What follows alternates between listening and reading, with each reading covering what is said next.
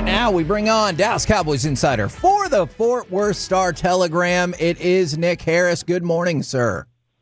Good morning, guys. How are y'all? We're doing good. Now, we made the determination that if you skip through the credits, the Netflix documentary of the Cowboys is about 7.5 hours long. So, did you wake up at 2:45 and just complete watching the entire documentary so you could talk about it frame by frame with us right now?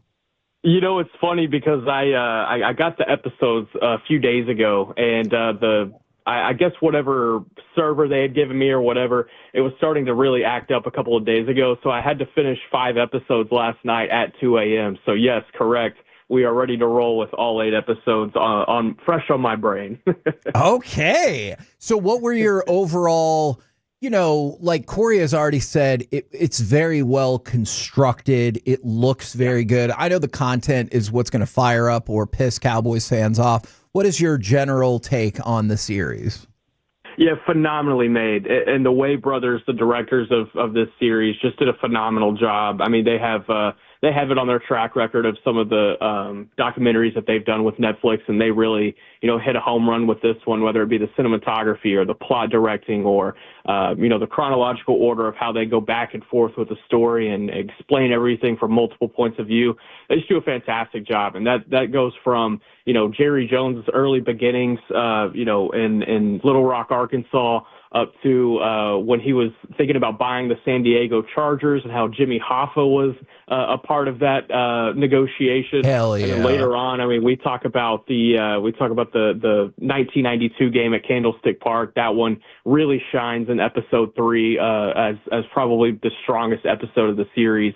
And then episode 8, you get a really interesting look into the present day and even the potential future at the hesitation of Stephen Jones, Charlotte Jones, and Jerry Jones Jr. And one clip really kind of stands apart from the rest with Stephen Jones. And the director asked him, "So what is the succession plan?" And Stephen Jones choked up and he said, "I don't want to think about that. I'm trying to appreciate every day we have here." So that's it's a really well done series, and I think the last episode, if you're a current fan of the Dallas Cowboys, you'll probably pull the most from that. But if you're a lifelong fan of the Dallas Cowboys and you remember the 90s heydays, but you maybe didn't know certain details, then this entire series is definitely going to be a watch. I think regardless, if you're just a fan of sport, this is a series that's definitely worth your watch. Yeah, I like that. If you're just a fan of sport, I like that idea too. And I lived it. I mean, I lived through the entire thing, and there's still a couple of things that I'm like, oh yeah, I was 8 years old. Of course, I wasn't paying attention to that thing like I am today in this. Have you talked to any of the players that may have seen this? Are there any guys that have checked it out and been like, oh man, that's a different group? No, I don't know of any players that got early access or anything similar to that. I'm sure over the course of the next couple of weeks, maybe a player or two will have some time to binge it through. But we were able to see some of the players that were in the documentary at the Netflix premiere in Hollywood. It was the last week of training camp where we all snuck down there and were able to see Emmitt Smith, Michael Irvin. I think James Washington showed up for that. And just the amount of man hours that went into not only, constructing the story, but the interviews. The Way brothers talk about over 40 hours of interviews that they did with Jerry Jones. I can only imagine what they had to decipher because sometimes I only have to do about 35, 40 minutes, and it takes all of my brain power away for a day. I can't imagine doing 40 hours, so I really commend these guys' efforts. Do you remember not that long ago in the Welcome to Oxnard presser where Jerry said that any of his players, including Micah, could get hit by a car, and maybe that's why we don't do a contract extension? Yeah, and you know what? It's. I think it was episode 4 where they spend about 15 minutes talking about the Emmitt Smith holdout, and man, it is so ominous when you're hearing about that negotiation and just kind of the uniqueness of that one, but also how it sounds like every other contract negotiation that's been had over the course of the last 32 years, and just strikingly similar to what they're dealing with Micah Parsons right now as well. It's kind of a fascinating jump back in time, even though it's really ominous as to what they're dealing with today. Now, everyone is putting out roster projections. It can be lots of fun. When you construct your roster, do you have the guts to put James Houston on the 53?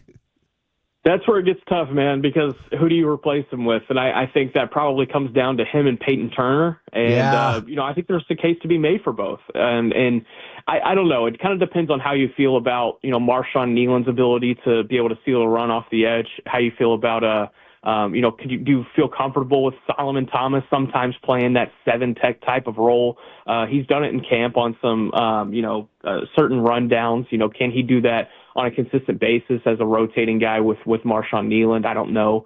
But, man, James Houston's just been so good to watch in the preseason and during training camp. I mean, his pass rush is incredible.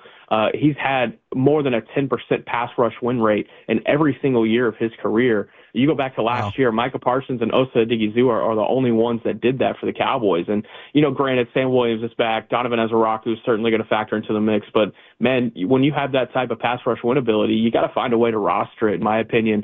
And, it's going to be tough to figure that out. And, honestly, if I were to bet right now, I'm not sure that they put James Houston on the roster. But, if I'm playing GM Nick Harris right now, I'm finding a way to do it. So is Kevin. GM Kevin is definitely trying to figure it out. Look, I have a more radical plan. In it, James Houston takes the roster spot of Will Grier, because if Dak Prescott gets hurt, look, this thing's probably a wash anyway, so don't worry about it. Just put Joe Milton in and let's ride it out for the season and see what we get, maybe get a better draft pick. I have radical ideas the Cowboys are not likely to follow. I like the area that you're in, though, with the offensive part of things. Nick, is the offense, have you gotten a good evaluation of what this offense is, or is it more like, well, I'm getting a better evaluation of individual players?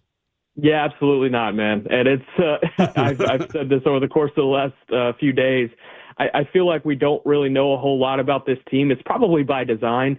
We are going to know more at halftime of that Philadelphia game than we've learned at any point over the course of the last month. Yep. And that's just the nature of it. And that's the nature of, Brian Schottenheimer trying not to show too much here early on in his first year as head coach. At least from talking to people, it sounds like some of the offense is going to be pretty similar to what we saw under Mike McCarthy. There's a little bit of concept changes, but for the most part, there's going to be some similarities. It's more so sequencing that I think you're going to see probably the differences, as far as sequence of plays, when certain plays are run and, how they're stacked on top of each other to maintain drives. But as far as offense overall goes, man, it's tough to figure out at this point. Are you feeling pretty confident, though, in your tackle area, Adeniji and Nate Thomas? I've actually liked what I've seen out of these two. Yeah, and you hope you don't have to start Nate Thomas in week one. You hope Tyler Guyton is ready to go, especially given the opponent. You got the Philadelphia Eagles, and then you got the New York Giants in weeks 1 and 2. Really talented edge rusher groups for both squads. So, while Nate Thomas has had, he's been the surprise of training camp, because I think if you had told me going into camp, hey, Tyler Guyton's going to miss some time, then I was like, okay, Awesome Richards, it's time for him to, kind of take a step forward.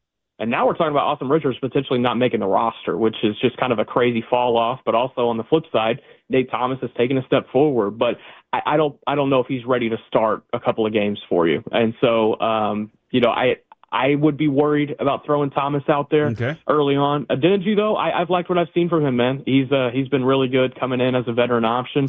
And, if he were to step in at right tackle at any point or needs to, I think they would be okay there. Now, talk with Nick Harris from the Fort Worth Star-Telegram right here on 105.3 The Fan. I think we all realize that, that first 53 that you eventually put out, there's going to be a lot of changes to it anyway. I wanted to get your take on, with the injury to Mingo, do you think it is Flournoy or Holden, or could it potentially be both of them that make that initial 53? Yeah, and the question is, do you carry 5 or 6? And I'm just kind of guessing that I think this offense will carry 6 receivers. If that's the case, then those last 2 guys, they have to be special teams demons. And Trayshawn Holden is far from that. And so I see Jalen Brooks and Ryan Flournoy factoring into that situation. And look, I understand. I hear the Trayshawn Holden love from the fans. I get it. I understand it. He's looked good at camp. He's had its moments when he gets in the preseason, but this kid does not have special teams experience, and he's still learning special teams. I expect him to be practice squad for probably at least a year, and then maybe this time next year he's ready to take a step forward in the special teams department. the Damone Clark we saw on Saturday, that was, I told Kevin yesterday, when he got active, it seemed like the rest of the defense started to get even more active as well. Is that, A, what happened in the mix with him last year? And B, is that the version of Damone Clark you think we're going to see more often this year? Yeah, last year I think it was a situation where, the defensive coaching staff last year just kind of fell out of trust with Damone Clark. And I think it was kind of by fault of both sides. I think there were times when, they expected more out of Damone Clark and they didn't quite get it. And then I think there were times where, they were probably asking him things that was probably out of the realm of question, And so last year it kind of went to hell early on for Damone Clark. And, there were times last year where you wondered if Damone Clark would even make it to the trade deadline. But he's still around. He's stuck around. This new defensive system is really starting to benefit him, this attack style of defense. And, now that he is 100% fully healthy, I mean, he has been for the last couple of years, but really feeling fresh going into this contract year. I mean, you see the pursuit angles. You see whenever he hawks down somebody, how he's able to get to them. The one play that really stands out for me from his performance on Saturday was when Rasheen Ali was trying to bounce to the outside, and Damone Clark just chased him all the way to the sideline and threw him out. And that was really cool to see from Damone Clark. I think, he's done enough to stamp a roster spot, which is big for him. And, he's going to be factored in on special teams for sure. And if there's an injury to, either a Jack Sanborn or a Kenneth Murray, that's probably the guy you turn to now. Now, speaking of injuries, obviously we've all waited and waited to see how cornerback will shake out and who will be healthy when. Have you had an opportunity to discuss with anybody or watch anything about O.J. Mudia, the pickup the Cowboys had? I believe it was yesterday. Yeah, I think this is probably more of a situation of they just need some healthy bodies in this final preseason game. Yeah, I'm not confident that O.J. Mudia can make the final 53 coming in the final week. They lost another corner this week, Bruce Harmon, to an injury and had to waive injure him. And so this is a situation more of getting just a healthy body thrown into the mix on Friday. Oh, and then the Joe Milton saga that we're dealing with. Do people talk about that? Yes, just a little bit. This makes sense, right? Like I feel like it's pretty clear that what they're trying to accomplish here, but it just feels like, well, hold on, but don't you want to see your offense get in a rhythm? Why aren't you all these things? But it does make sense what they're trying to accomplish with him, right? Yeah, and I don't know, because it seems like an experiment, right? Yes. And yes. You had the same experiment with Trey Lance, and it felt like you were finally starting to make some progress with Trey Lance. It was baby steps, but you're finally able to make some progress. You saw that Week 18 game last year, and there were moments where you could pull from and be like, okay, this might be a serviceable backup option. And then they let him walk. And so, the money is different between Milton and Lance. I understand that, but it feels like they're kind of back to square one with Joe Milton.